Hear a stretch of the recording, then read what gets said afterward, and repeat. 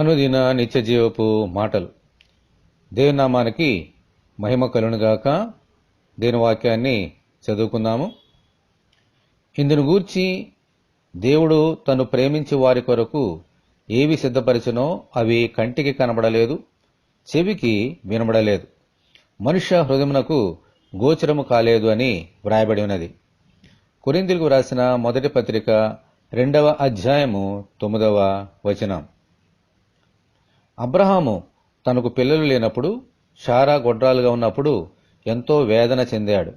అయితే దేవుని సమయము వచ్చినప్పుడు, దేవుని వాగ్దాన ప్రకారము ఇస్సాకు పుట్టినప్పుడు అర్థమైంది. ఆకాశ నక్షత్రముల వలె ఎంతో మంది బిడ్డలను దేవుడు తన కోసం సిద్ధపరిచారని. ఆమేన్, హల్లెలూయా. యోసేపు తన సొంత అన్నలు తనను దాసునిగా అమ్మివేసినప్పుడు ఏమి జరుగుతుందో తనకు తెలియలేదు. అయితే దేవుని సమయము వచ్చినప్పుడు ఐగుప్తు దేశం మీద 2వ చక్రవర్తిగా కూర్చున్నప్పుడు అర్థమైంది దేవుడు తన కోసం ఏమి సిద్ధపరిచారో. హల్లెలూయా.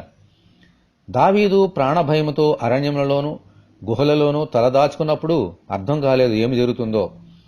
దేవుని సమయం వచ్చినప్పుడు ఇజ్రాయేలు సింహాసనం మీద రాజుగా కూర్చున్నప్పుడు అర్థమైంది దేవుడు తన కోసం ఏమి సిద్ధపరిచారో. హల్లెలూయా. అలాగే దేవుడు మన కొరకు ఏమి సిద్ధపరిచారో ఇప్పుడు మన కంటికి కనబడకపోవచ్చు.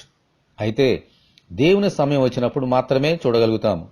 అంతవరకు నిరీక్షణతో, సహనంతో వేచి ఉందాము.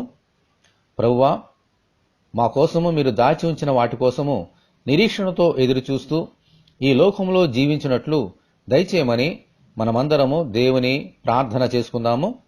ప్రభువా, మీకు వందనాలు తండ్రి. అవునాయనా, మా ఎడల మీకెంతో ప్రేమ.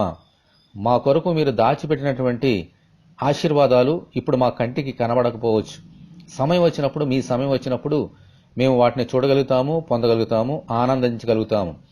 అప్పటి వరకు నిరీక్షణతో కనిపెట్టినట్లుగా నీ కృప మాకు దయచేయండి. మీకే మహిమ, ఘనత, ప్రభావం చెల్లిస్తున్నాం. ఓ ప్రభువా, ఈ వాక్యం వింటున్న నీ బిడ్డలందరినీ దీవించి ఆశీర్వదించి నీ కృపలో దీవించమని యేసు అతి పరిశుద్ధమైన నామములో ప్రార్థన చేయుచున్నాము తండ్రి. ఆమెన్. మన ప్రభువైన యేసుక్రీస్తు కృప మనందరికీ తోడే ఉండి నడిపించునుగాక. ఆమెన్. పరిశుద్ధ దేవుని మందిరం.